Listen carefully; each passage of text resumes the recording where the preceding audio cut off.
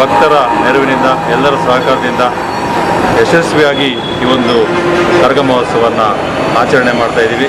ಬಾಗೇಪಲ್ಲಿ ಪಟ್ಟಣದ ಕೋಡಿಕೊಂಡ ರಸ್ತೆಯಲ್ಲಿ ಇರುವ ಗ್ರಾಮ ದೇವತೆ ಗಂಗಮ್ಮ ದೇವಿ ದೇವಾಲಯದಲ್ಲಿ ಕರಗ ಮಹೋತ್ಸವ ಸಮಿತಿಯಿಂದ ಕರಗ ಮಹೋತ್ಸವದ ಬಗ್ಗೆ ಪೂರ್ವಭಾವಿ ಸಭೆಯನ್ನ ಆಯೋಜಿಸಲಾಗಿತ್ತು.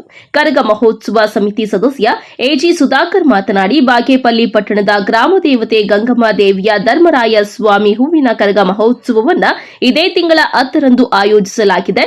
ಕರಗ ಮಹೋತ್ಸವ 4 ದಿನಗಳ ಕಾಲ ನಡೆಯಲಿದ್ದು, ಮೇ 8ರಂದು ಹಸಿ ಕರಗ, 9ರಂದು ದೀಪೋತ್ಸವ ಹಾಗೂ ಕೇರಳದ ಚಂಡೆ ವಾದ್ಯ ಪಲ್ಲಕ್ಕಿ ಮೆರವಣಿಗೆ, 10ರಂದು ಹೂವಿನ ಕರಗ ಮತ್ತು 11ರಂದು ಒನಕೆ ಕರಗ ಹಾಗೂ 7 ಕಳಶಗಳ ನೃತ್ಯ ಕಾರ್ಯಕ್ರಮವನ್ನು ಆಯೋಜಿಸಲಾಗಿದೆ.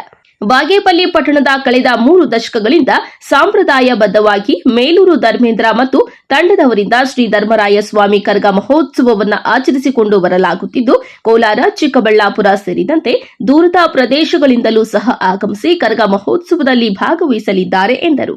ನಮಸ್ಕಾರ. ಬಾಗೇಪಲ್ಲಿ ತಾಲೂಕಿನಲ್ಲಿ ಗಡದಂ ಜಾತ್ರೆ ಬಿಟ್ಟರೆ ಬೇರೆ ಯಾವುದೂ ಕೂಡ ಧಾರ್ಮಿಕ ಜಾತ್ರೆಗಳು ಮಹೋತ್ಸವಗಳು ನಡೀತಾ ಇರಲಿಲ್ಲ.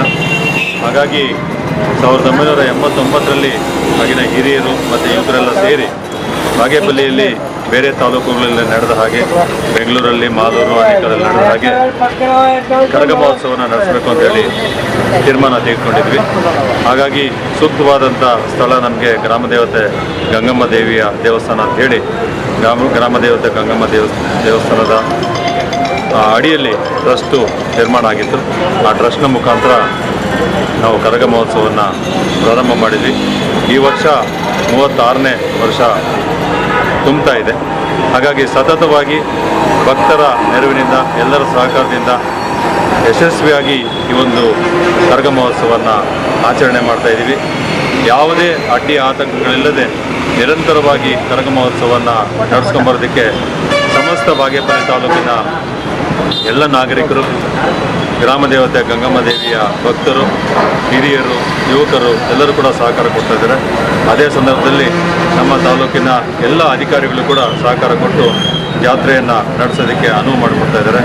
ಈ ಸಂದರ್ಭದಲ್ಲಿ ಎಲ್ಲ ಭಕ್ತರು ದಯವಿಟ್ಟು 4 ದಿವಸಗಳ ಕಾರ್ಯಕ್ರಮ ಏನು ನಡೀತಾ ಇದೆ ಪಾಲ್ಗೊಂಡು ಕರಗ ಮಹೋತ್ಸವನ ಯಶಸ್ವಿ ಮಾಡಬೇಕು ಅಂತೇಳಿ ಗಂಗಮ್ಮ ದೇವಿ ಟ್ರಸ್ಟ್ನ ಪರವಾಗಿ, ಕರಗ ಮಹೋತ್ಸವ ಸಮಿತಿಯ ಪರವಾಗಿ ಮನವಿ ಮಾಡ್ತಾರೆ. ಈ ಸಂದರ್ಭದಲ್ಲಿ